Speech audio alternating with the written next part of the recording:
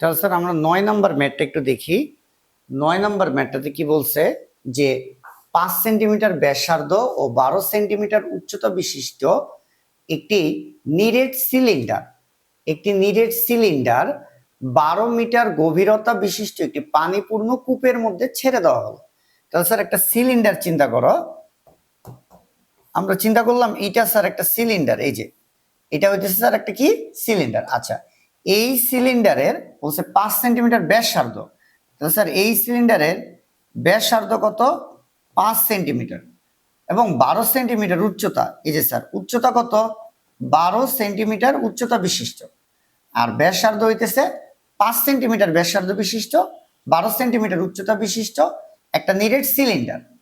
এই সিলিন্ডারকে বলছে 12 মিটার গভীরতা বিশিষ্ট একটি পানিপূর্ণ কূপের মধ্যে ছেড়ে দিছে। তো ধরো স্যার একটা কূপ চিন্তা করি, আমরা একটা কূপ চিন্তা করি।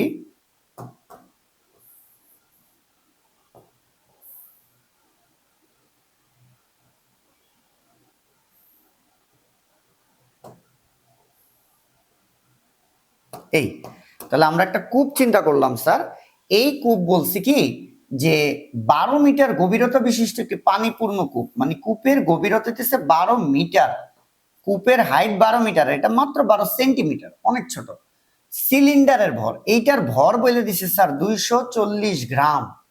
সিলিন্ডারের ভর বলছে 240 গ্রাম। পানির একটা ঘনত্ব দিছে, এই পাত্রে যে পানি আছে, পানিপূর্ণ কূপ, পানির ঘনত্ব হইতেছে 1000 কেজি পার মিটার কিউব, এরকম মানটা বলছে। ঠিক আছে, তাহলে আমি প্রশ্নটা যদি একটু বলি, বলছে কি যে এটা একটা সিলিন্ডার, যে সিলিন্ডারের ব্যাসার্ধ বলছে 5 সেন্টিমিটার আর সিলিন্ডারের উচ্চতা হচ্ছে 12 সেন্টিমিটার। একটা নিরেট সিলিন্ডারকে 12 মিটার গভীরতা বিশিষ্ট একটি পানিপূর্ণ কূপের মধ্যে ছেড়ে দিছে। সিলিন্ডারটার ভর দিছে 240 গ্রাম, পানির ঘনত্ব দিছে 1000 কেজি পার মিটার কিউব। গতে বলছে কূপের তলদেশে পানির চাপ নির্ণয় করো। স্যার এই যে কূপের তলদেশে, কূপ কিন্তু এটা, এই তলদেশে হইতেছে, এই যে কূপের তলদেশে এই জায়গাটা হইতেছে চাপের মান জানতে চেয়েছে। তাহলে আমরা সূত্র জানি, তরলের ভিতরে কোনো বিন্দুতে চাপ, একটা পাত্রে তরল আছে, ওই তরলের ভিতরে কোনো বিন্দুতে চাপের সূত্র হইছে পি সমান সমান এইচ রো জি।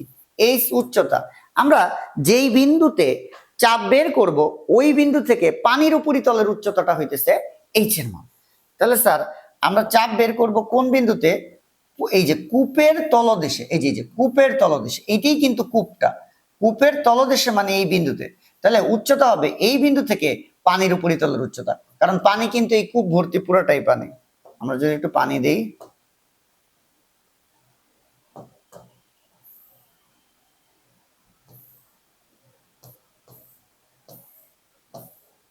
এই যে স্যার এগুলো সবই যদি আমরা পানি ধরি, তাহলে পুকুরের তলদেশ থেকে পানির উপরিতলের উচ্চতা যেটা, এই উচ্চতাটা কিন্তু কূপেরই উচ্চতা। কূপের উচ্চতা 12 মিটার। আবার বলতেছি, এই বিন্দুতে চাপ, তাহলে উচ্চতা হবে এই বিন্দু থেকে পানির উপরিতলের উচ্চতা, এই পুরা পানিটাই তো চাপ দিতেছে তলদেশে।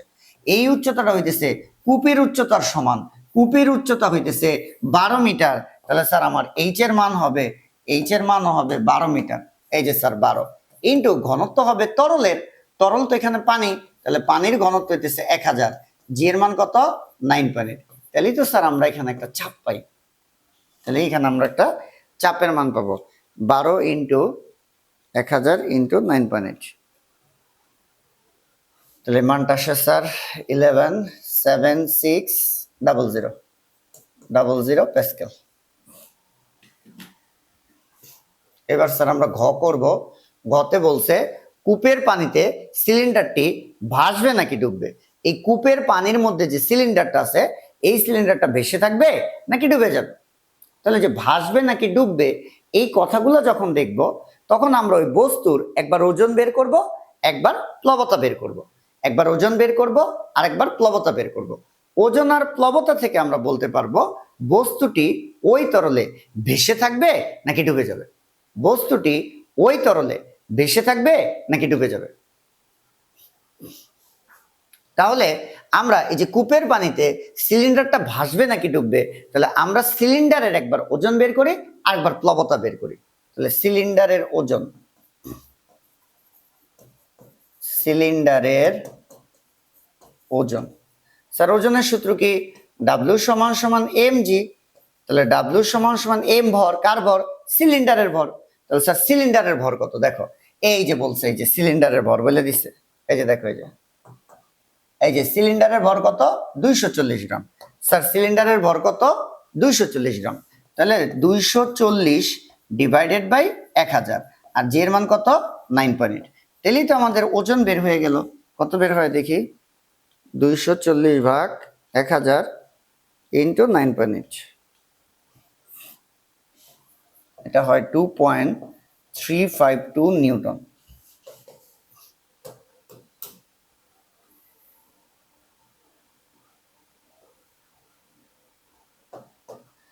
তাহলে আমরা সিলিন্ডারের ওজন বের করলাম,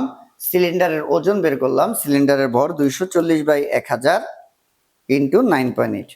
তাহলে স্যার আমরা সিলিন্ডারের ওজন বের করলাম 2.352 নিউটন।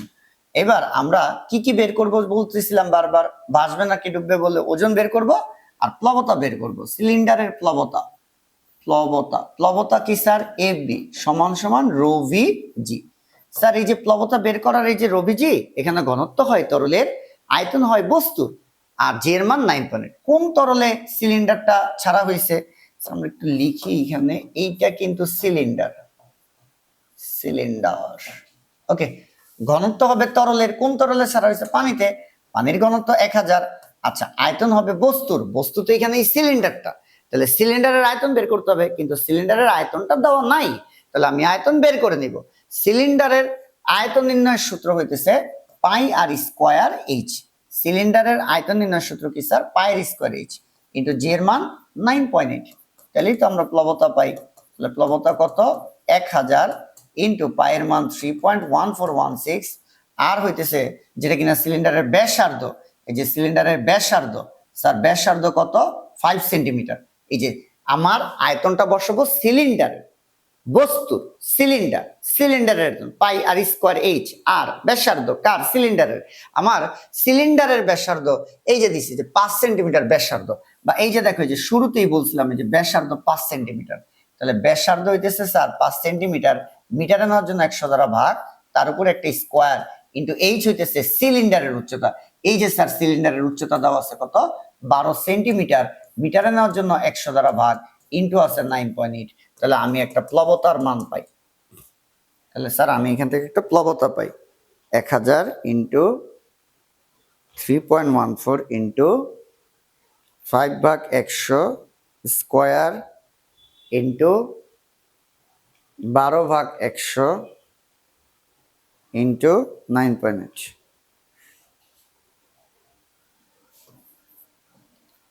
9.2316 নিউটন। এই 9.2316 নিউটন। ওকে, তাহলে এখন দেখো ওজন, এই যে আমরা যেটা বের করছি ওজন, আর এই যে আমাদের যে প্লবতা, এই ওজন আর প্লবতার মধ্যে স্যার বেশি কোনটা? প্লবতা বেশি। ওজন আর প্লবতার মধ্যে বেশি কোনটা? প্লবতা বেশি। তার মানে সিলিন্ডারে কিন্তু সিলিন্ডারটা কূপের ভিতরে এইভাবে থাকবে না, ভাইসে থাকবে। ওজন আর প্লবতার মধ্যে যদি ওজন বেশি হয় তাহলে ডুবে যাবে, আর প্লবতা বেশি হলে কি হবে? ভেসে থাকবে। প্লবতা বেশি হলে কি হবে? ভেসে থাকবে। তাহলে স্যার কূপের মধ্যে সিলিন্ডারটা ভাসবে না ডুববে এটা বলার জন্য আমাদের সিলিন্ডারের ওজন বের করছি আর সিলিন্ডারের প্লবতা বের করছি। আমরা দেখলাম ওজন আর প্লবতা দুইটা মানের মধ্যে ওজন 2.352 নিউটন আর প্লবতা 9.2316 নিউটন। আমার প্লবতার মান বেশি, প্লবতার বেশি মানে বস্তু ওই কেরোসিন পানির মধ্যে ভেসে থাকবে। কি হবে স্যার? ভেসে থাকবে, যেহেতু প্লবতার মানটা বেশি। ঘনত্ব তরলের, আয়তনটা সিলিন্ডারে বসাইছি, ব্যাসার্ধ সিলিন্ডারের ব্যাসার্ধ বসাইছি, উচ্চতা সিলিন্ডারের উচ্চতা বসাইছি, তাহলে সিলিন্ডারের আয়তন পেয়ে গেছি।